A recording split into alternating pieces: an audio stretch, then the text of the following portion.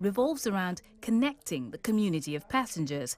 When a victim presses a panic button or app, passengers' badges will light up, alerting them to the problem. With the concept as clear as mud, Anne-Marie drops another bombshell. Surprise! In theory, your deadline would be tomorrow at noon.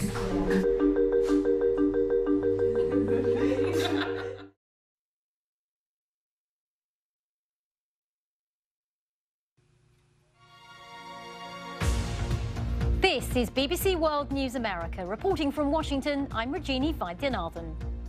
Michael Flynn pleads guilty, admitting he lied to the FBI. President Trump's former national security advisor now says he is cooperating with the special counsel's Russia investigation.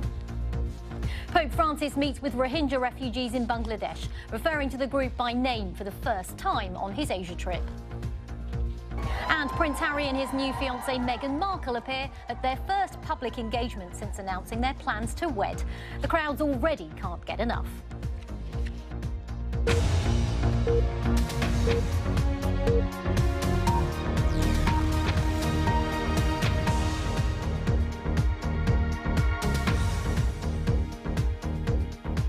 Welcome to our viewers on public television in America and around the globe.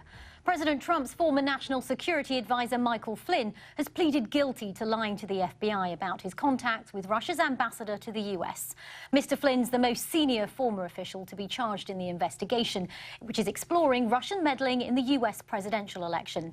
Today, he said he would be cooperating with special counsel Robert Mueller. Tonight, we have full coverage, and we begin with this report from the BBC's Aleem Maqbool. It has sent political shockwaves through Washington.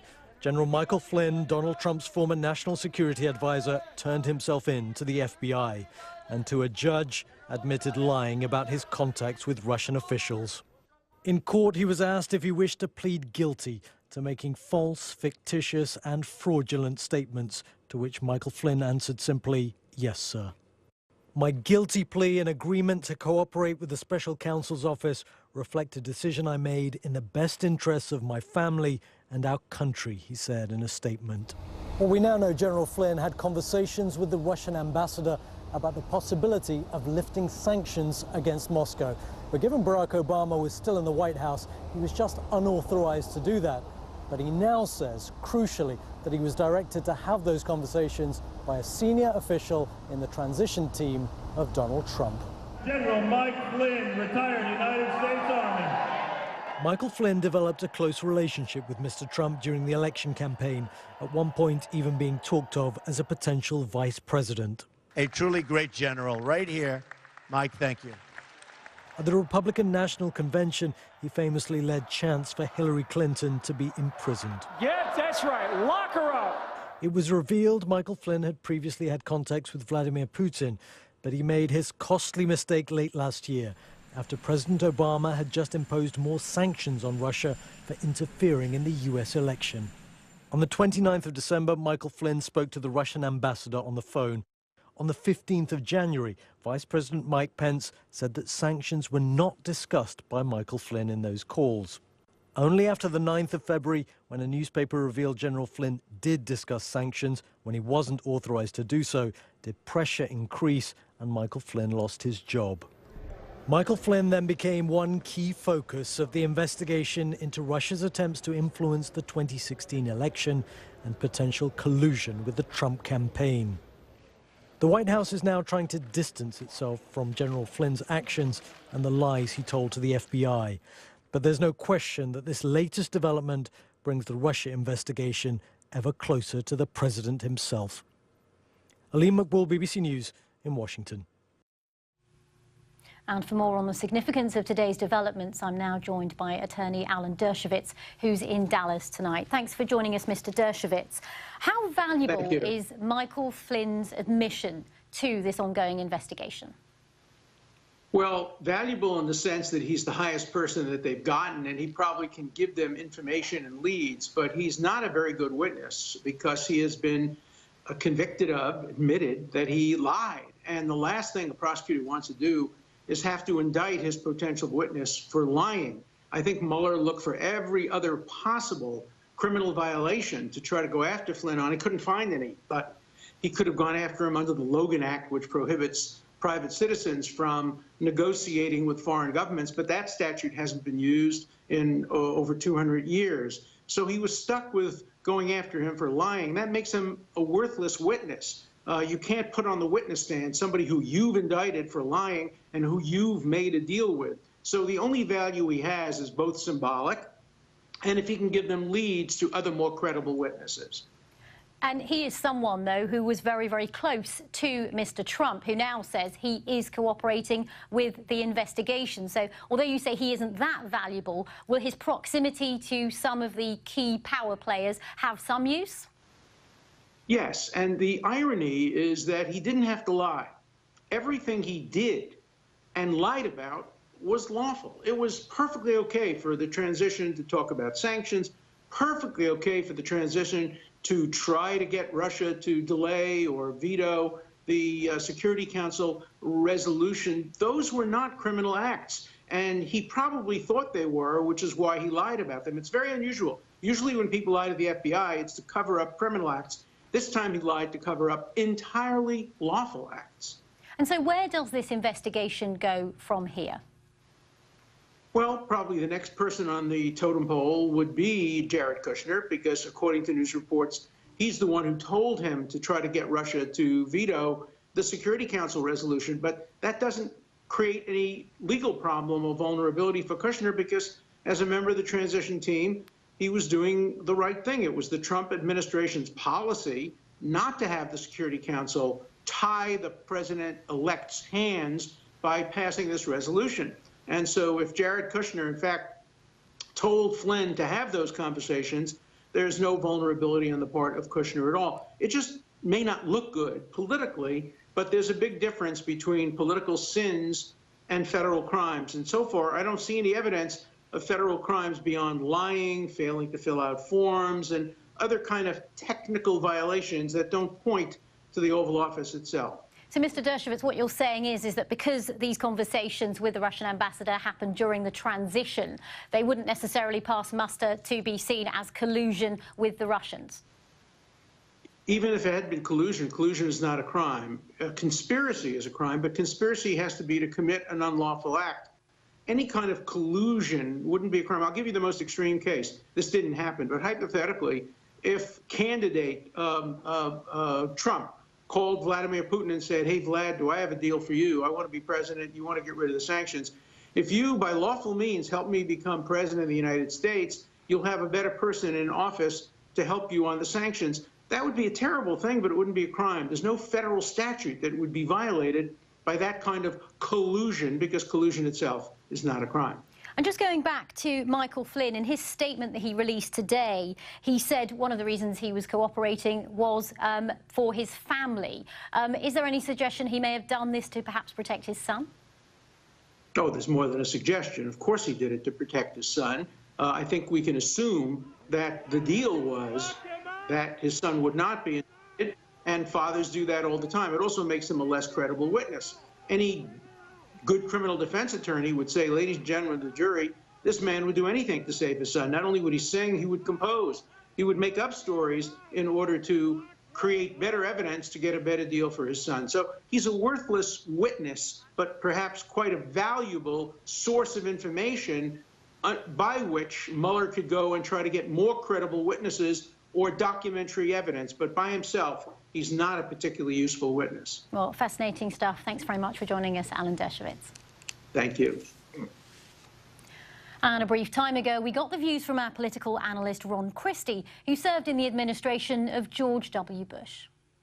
Ron, it's being widely reported that it was Jared Kushner, the president's son-in-law, who directed Michael Flynn to make contact with the Russian ambassador. How wide could this net be cast now? Well, I think the wide net that you might find, Rajini, is all the people who are on the president's transition team. Who are the senior members of that team? Is it Ivanka Trump? Is it Jared Kushner? Is it the former Deputy National Security Advisor, K.T. McFarland? There's any number of ways the special counsel's office could go. I would caution your viewers, though, of one thing. For having served on a transition of a presidential transition, you are legally obligated, you're legally bound to talk to officials so that on January 20th, that you hit the ground running. So much of the media accounts today are, oh, look how terrible this is, that he lied to the FBI, that's General Flynn, and that he wasn't being forthcoming about his contacts with Russians. But if I was having contacts as a domestic policy advisor on my end, I would think it's reasonable that the president's national security advisor would be reaching out to foreign officials. And of course, Michael Flynn served very little time as national security advisor. He was fired because he lied to Mike Pence about his contacts with the Russians. How much of a fallout do you think this might be within President Trump's close team about who might have known what? Well, that's the excellent question. From a legal matter, not so much. I'm not worried for the president and his team at this juncture on a legal matter. From a political standpoint, this is a bombshell. Now you've penetrated the gates of the White House. General Flynn was the president's national security advisor for 25 days. So you have to say to yourself, what other activities was he engaged in as it related to discussions with foreign officials that could implicate others who were then on the transition team, who are now still within the gates of the White House? And of course, if you're looking at the president's son-in-law, that could be very significant on any number of levels. So I think there's a lot more the special counsel is going to be looking at in the days to come. And it's interesting, Ron, when you look at the White House statement today, we haven't had a tweet from the president on this, and of course we know he loves to tweet, but the statement from the White House distancing themselves from this, saying Michael Flynn's admission of guilt only implicates himself. That's true from a legal matter, but from a political spectrum, and of course we heard Senator Warner and we heard Congressman Schiff, the two Democrats responsible for the intelligence committees in their respective chambers, they are going to be beating the drum on this for weeks and weeks to come. And while the president's lawyer and his team are saying, well, we're hoping the special counsel is going to wrap up soon, I think we're in for many weeks, if not months, to go with some of the president's inner circle. And how damaging could this be for the base? For the base, actually, I don't think very damaging at all. Look, as we've seen from some of the tweets or retweets the president has done with very bigoted material earlier this week, they love it. If I'm a Trump base person, I'm going to say, Rajini, hey, they're trying to come after Donald Trump. He was duly elected. They're trying to steal the election from him. They're going to dig in even tighter. They're not going to fall away from him. And what sort of reaction do you think we might expect from Donald Trump? At some point, he's going to react. Well, this being Donald Trump, I think his hands are itching at the keyboard, waiting for his staff perhaps to go home for the night so he can get back to his favorite occupation of being on the Twitter.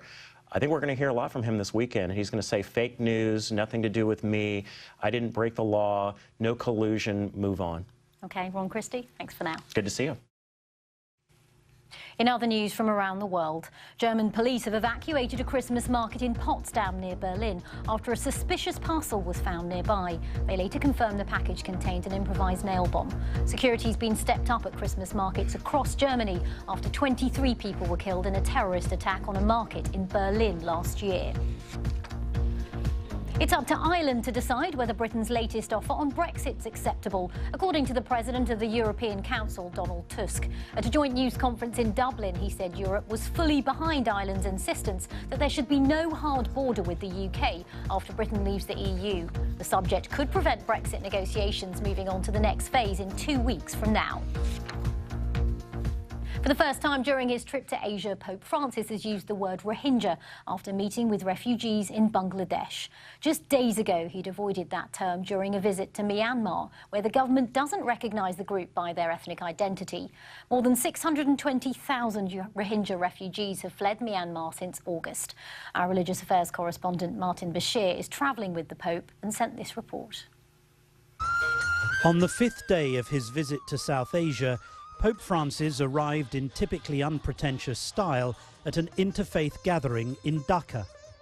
In the audience were 16 Rohingya adults and children who'd fled from Myanmar. One of them was 12-year-old Shaukat Arar. Shaukat's entire family lived in a village in Rakhine State when the army arrived in September. In recalling what happened, she said, "They shouted, 'You Rohingyas, you Bengalis,' and then killed everyone. They killed my aunt, my uncle and others in the village."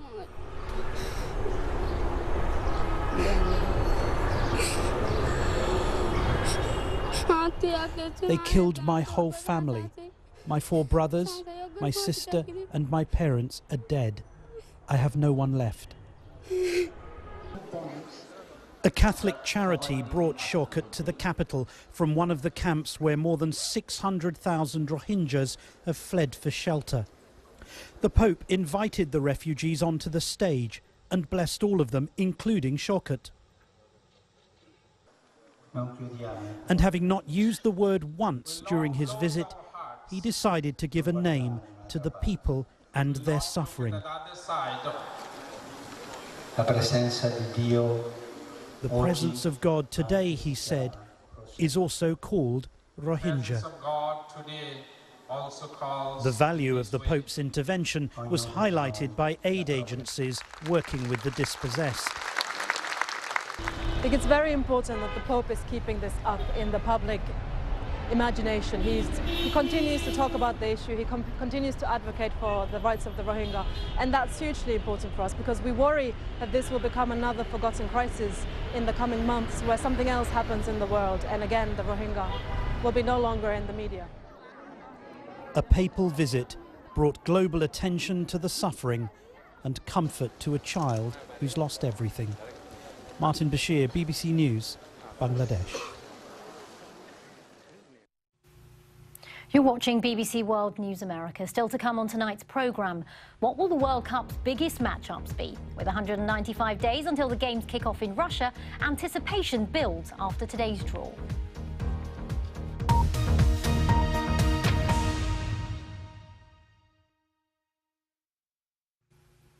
The Argentine Navy's abandoned efforts to rescue the crew of a submarine which disappeared 2 weeks ago, with 44 people on board. The Navy says the search will continue, but it's now looking for the wreck of the submarine on the seabed. Aircraft and ships from 18 countries have covered nearly 70% of the search area. The decision has caused consternation and anger among the relatives of those on board, as Alexandra Mackenzie reports. It was a routine mission. Some of the crew had been working on the San Juan for several years, but hopes of finding any survivors had already faded. The Argentine Navy has now confirmed it's no longer a rescue effort, but a mission to recover the vessel from the South Atlantic. We have extended the search by more than double the number of days that would make rescuing the crew a possibility. Having analysed the proof received by our units, different countries and agencies that have participated in the operation, the Defence Ministry and the Navy declare it's time to move to the next phase. The San Juan left the southern tip of Argentina 2 weeks ago. She was on a 2,000-mile journey back to Mar del Plata when she reported an electrical failure. The same day, there was a sound of a suspected explosion. It's further devastating news for the families of the 43 men and 1 woman on board. The 35-year-old was the first female officer in Argentina to serve on a submarine. An investigation into the submarine's disappearance has been ordered by Argentina's president. Some family members have accused the Navy of lying to them and giving false hope, but the Navy denies any failure in the search operation. Others say a lack of investment and corruption in the armed forces could have made the San Juan unsafe. Alexandra Mackenzie, BBC News.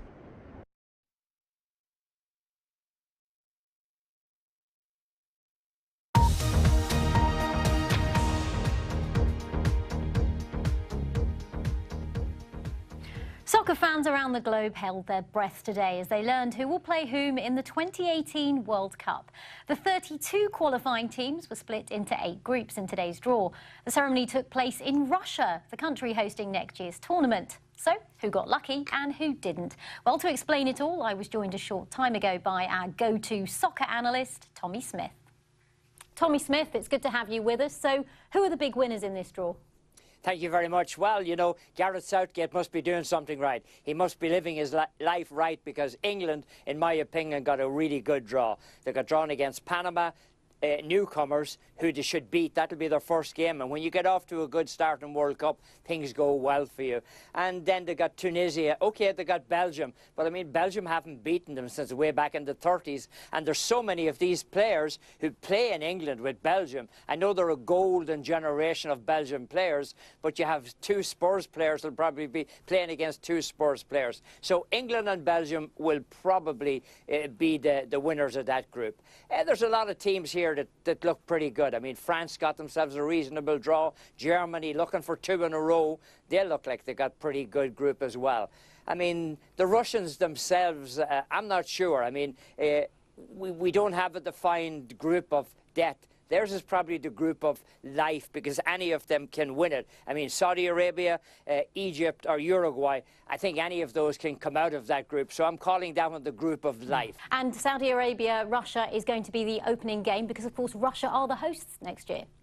Yeah, that's always a big day. It's always a big day in the World Cup when that first game comes along. And it does give you an advantage being the host. The problem with being the host and getting yourself a reasonable... I mean, there's a lot of political overtures or undertures, whatever you like to call them, in this, you know, Saudi Arabia and Russia meeting. But you've got to get yourself a victory. If you're the host and you don't get a victory on the first day, then you're really looking up at a lot of problems after that. And the launch today in Russia was attended by Vladimir Putin. What else did we see earlier? Well, we saw Maradona in an outfit that he should never have been in, and, you know, it's the usual hoopla, and everybody talks about all these things, you know, everybody knows beforehand. I don't buy into that at all. I think it was fairly well handled. Okay, it looked very glamorous, and Putin spoke for a while, and he obviously has an interest, you know, but does that interest translate into making it a very successful World Cup? That's what we have to worry about. Now, just before you go, Tommy, who are you going to put your money on? I'll put my money on either France or Germany. I think the French have a very good young team. They've got a lot of good young players here. I think they'll be very good. The Germans, you can never count them out. I mean, they're going for 2 in a row. There's not many teams that have won 2 in a row. One thing to keep in mind when you're handicapping the World Cup, 20 World Cups have been won by 20 teams managed by nationals from that country. The manager has always been from the country that has won the World Cup. So no foreign manager has taken a team to the World Cup final and won it. So keep that in mind when you're handicapping it. OK, well, I'll put my money on whoever you are then, Tommy. Thanks for joining us. Thank you. Just days after announcing they were getting married, Prince Harry and his fiancée Meghan Markle have carried out their first official public engagement. Crowds of well-wishers met them in the British city of Nottingham, where the couple visited a World AIDS Day charity fair and went to a local school. Our royal correspondent Nicholas Witchell was there. As an actress, she's been used to a public stage. She's accustomed to meeting crowds and dealing with fans. Little surprise then that Meghan Markle handled her first official public appearance in her new role with considerable confidence. Husband-to-be was on hand, solicitous and supportive. There was a lot of eye contact between them and supportive arms going around each other's backs. At times they met the crowds together, but then Meghan branched off on her own, stopping and taking time with people. While Harry did the same thing on his side of the street. Moments later they were reunited, the cue for more back-rubbing. This clearly is a team effort, and the new recruit seems a natural. She will do hundreds and hundreds of events like this in the years to come, but she will remember this one, her first official encounter with the British public. And the verdict on her performance? I think she's great. Good addition to the royal family. Definitely. Yes. Like an American. Go mixed kids. Yeah, mixed kids in the royal family now. It was just fabulous, and we're just so excited that they've come to Nottingham for their first public appearance, and we're very excited about the wedding in May. The couple heard about the work of the Terence Higgins Trust, the charity which has worked for years to help people suffering from HIV/AIDS. It's a cause Harry, now with Meghan, wants to take forward in tribute to his late mother. And at a local college, they heard about the efforts to help young people keep out of trouble.